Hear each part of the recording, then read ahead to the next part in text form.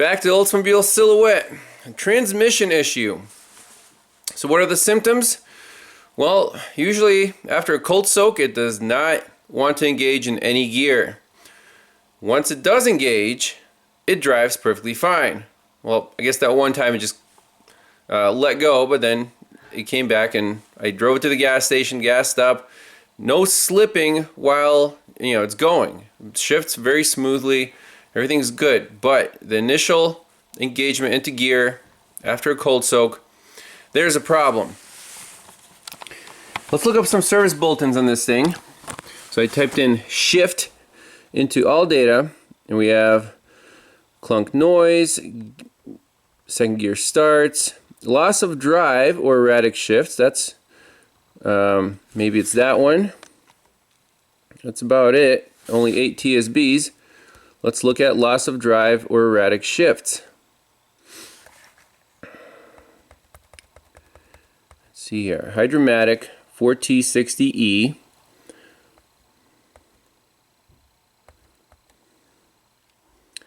Loss of drive neutral condition in highway while in fourth gear. No. Erratic upshifts and downshifts. No. First and second gear only. Nope.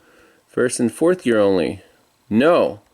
So this has to do with the A and B shift solenoids. Transmission fluid, blah, blah, blah. So that's not us. Let's go back. Let's see, drive. No movement in drive or third gear. Drive change, loss of drive. Delayed engagement in drive and reverse. Let's look at that guy. The condition mentioned in the title of this bulletin could be caused by a rolled or cut input clutch piston outer seal. The initial comment is often a delay in drive cold.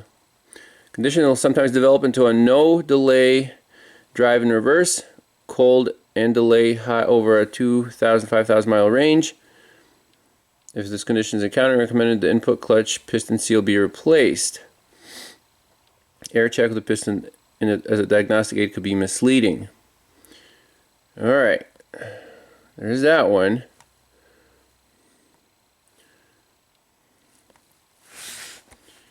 I know there's one more. Let me find the other one. Here's the one I was thinking about. 4T60, intermittent delayed engagement.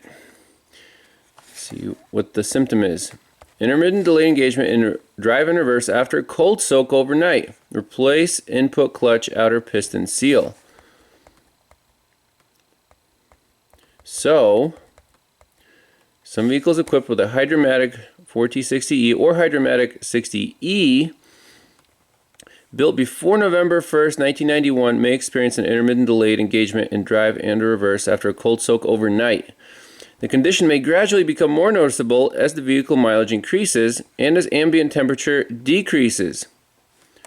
Once transaxle is brought to operating temperature, the condition may not be able to reproduce until a cold soak overnight is performed. Alright, that seems pretty spot on of what we have. After a cold soak, does not want to engage. If you let it run for a while, it engages. You drive it, drives pretty well. So, what is this input clutch piston seal? Well, we have to figure out where this input clutch is.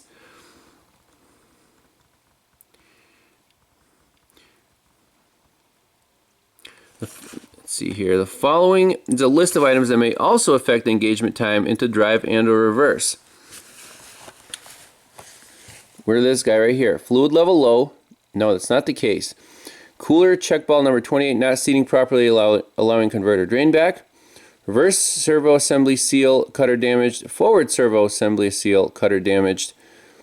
2-1 servo seal damaged or mislocated. Retainer and ball assembly 633 damaged in the input shaft and housing assembly. 1, 2, 3, 4, 5, 6, 7 possible causes. Wow. To repair this condition, replace the input clutch outer piston seal.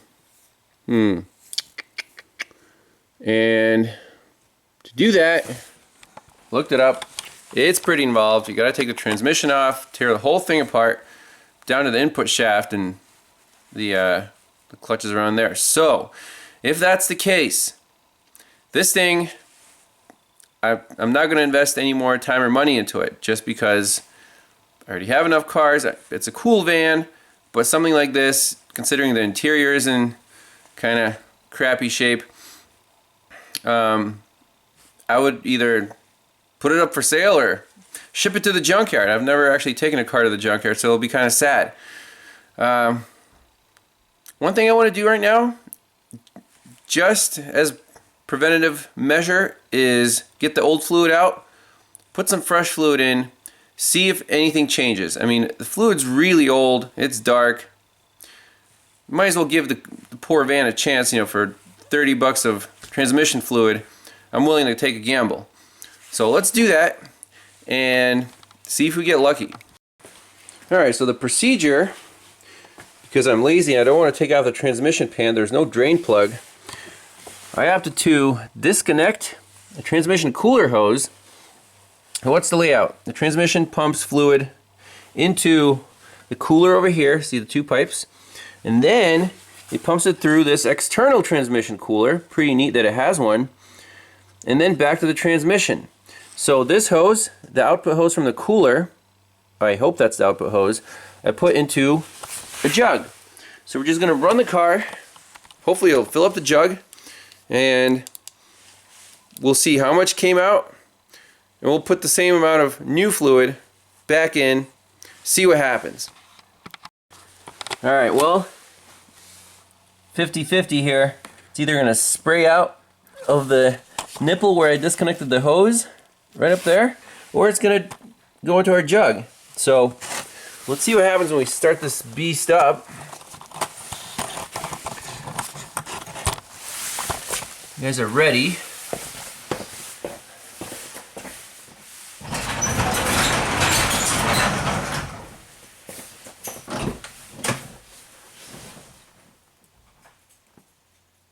Here goes nothing.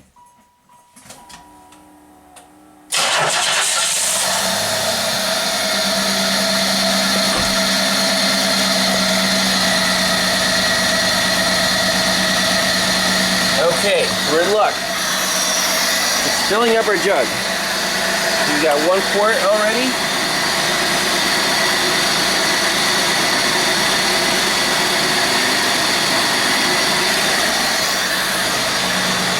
I'm going to see just for kicks if it actually engages. No, nothing.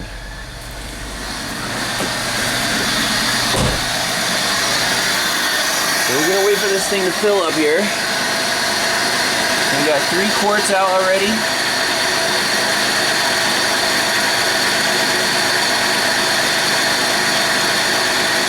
Filling up fairly quickly.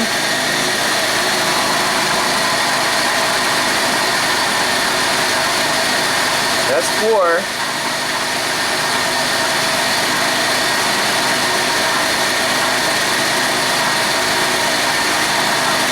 Alright, I'm going to shut her down.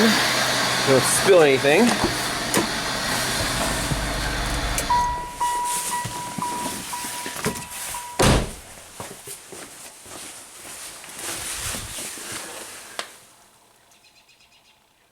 We're just about full. Let's get another jug. Alrighty, I got the second jug ready to go. First one's full.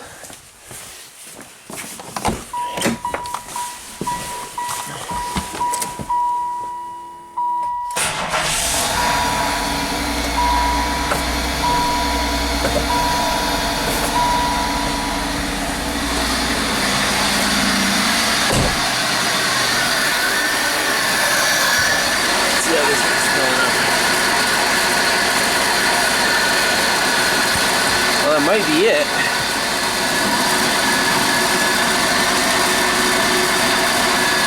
Yeah, we're just dribbling now. It's spitting it out. So about 5 quarts.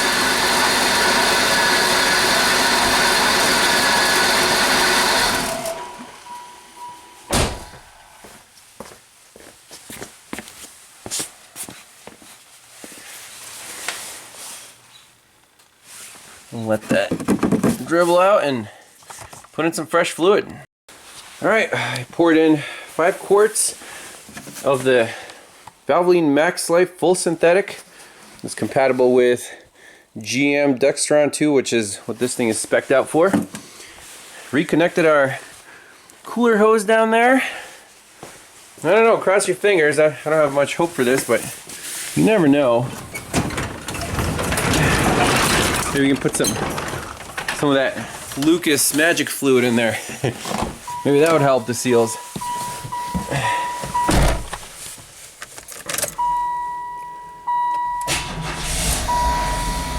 It starts right up.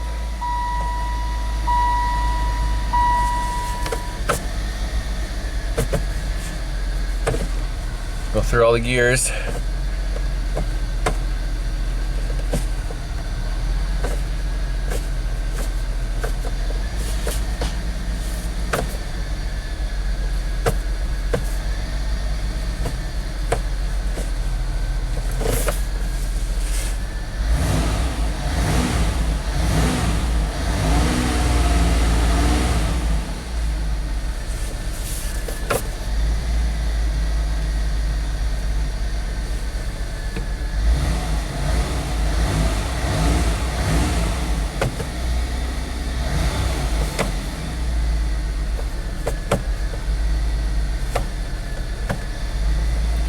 Nope, nothing yet. Too bad they didn't make these things on a stick shift, right? So after a few minutes of running, magic starts to happen. It's engaging. Definitely. Hey, it moves. All right. Interesting. So I want to take it for a test drive, get the new fluid all circulating in there, and we'll park it outside. I got more cars to do, but it's not going to the junkyard just yet. All right, we took the Silhouette for a spin. The only thing I noticed was if you're pulling up to a stop sign, it shifts the first gear. Sometimes it loses it when you're taking off, and then it goes boom, you're engaged, off it goes. So I'm gonna take it for a few more drives here and there, see how it does in the morning on a cold start, and we'll go from there. It's kind of a process.